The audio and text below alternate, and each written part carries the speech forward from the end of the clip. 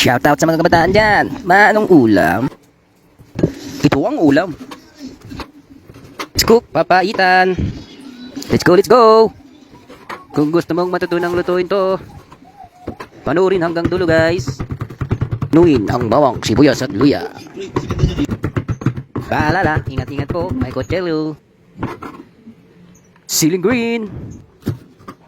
I-chop din ang maliit guys.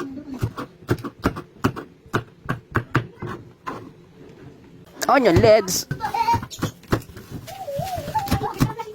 You know? Oh, di ba?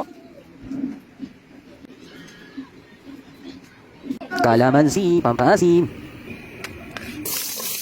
Igisa muna natin guys bago natin tubigan.